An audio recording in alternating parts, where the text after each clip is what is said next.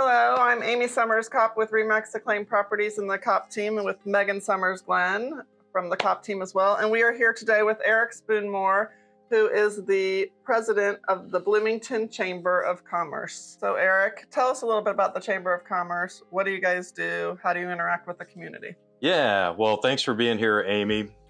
Chamber is a great organization in our community. We've been around for 108 years in Bloomington. We have about 850 members, so we're a member-based organization. We're not the U.S. Chamber. We're not the Indiana State Chamber. We're very independent. We're local here, and we're an advocacy group for local business. We have Indiana University that's a member. We have big corporations that are members, a lot of nonprofits that are members. And so we sit in this really cool place in the community at this intersection of business and government and the nonprofit communities, where we can help facilitate a lot of important issues and get progress on those things. We want people to really understand in the community is that the business community has a huge role to play in the quality of life that we get to enjoy here.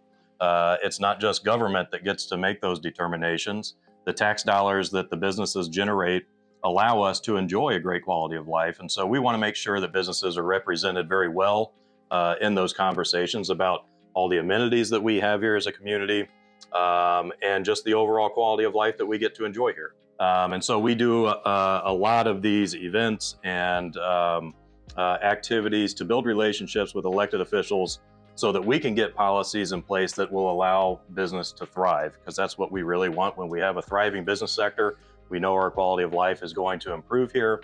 And so that's an important part of that. That's awesome. And Eric's being humble, but he's been a very integral part in getting this chamber, getting the convention center back on track and going. And part of that is because of your background. So what did you do before? Yeah, so prior to joining the chamber, and I've been here for 2 years, almost 2 years exactly, I worked at Indiana University as an administrator, doing enrollment management for the graduate programs there.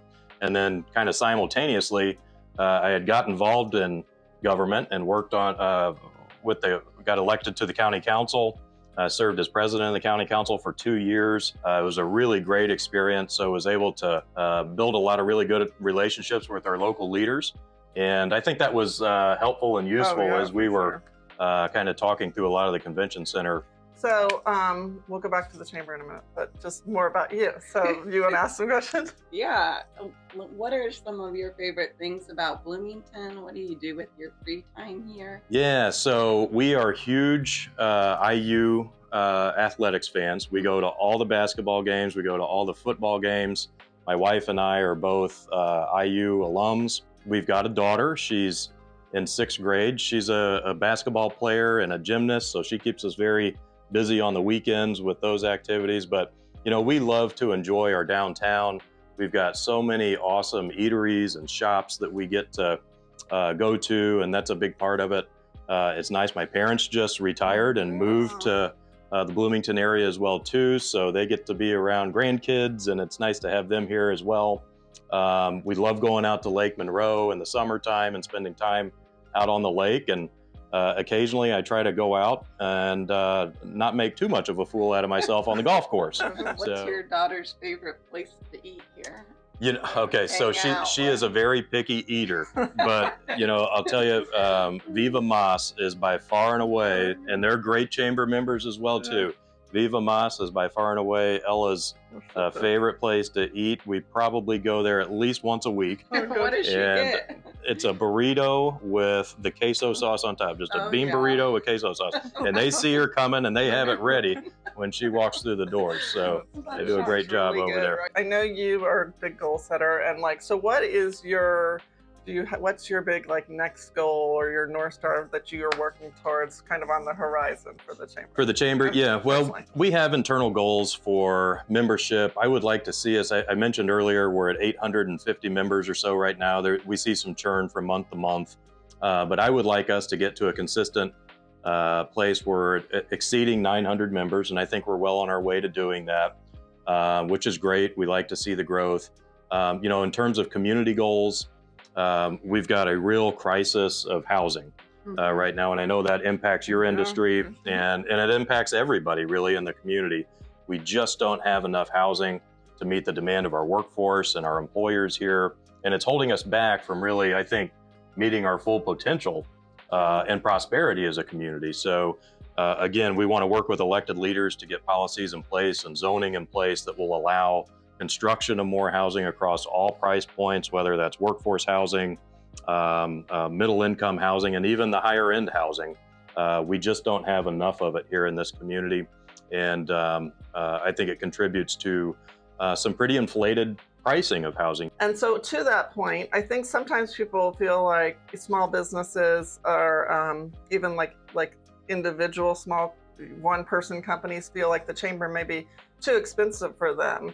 So, but it's really not. So like, how do you become a member if you want to become a member of the chamber? So it can be anybody. You don't even have to necessarily be a business. Right. Yeah, we have a variety of levels of membership. And it's very affordable. And it kind of depends on the size of your organization, how many locations you have. But we would love to talk to anybody who's interested. We even have civic memberships for individuals who want to support the community and support our businesses. It's a great way to do that.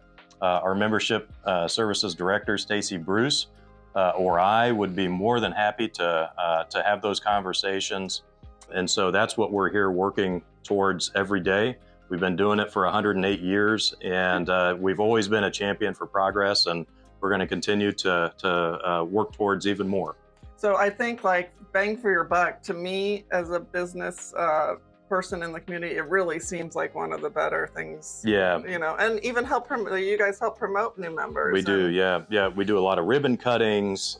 We do a business after hours event each month. We're going to be having one tonight out at the Monroe County Airport. Great networking opportunities. We'll have hundreds of members that come to these. And we often hear that, you know, the return on investment is greater by multiples than the small cost it is to join the chamber. Sure. So it really is a great organization that I'm proud to be a part of. My greatest privilege is leading this Chamber of Commerce here. Thank you, Eric. And thanks for letting us come talk to you today. I know you're a busy guy, so. Absolutely. Well, thanks for having me.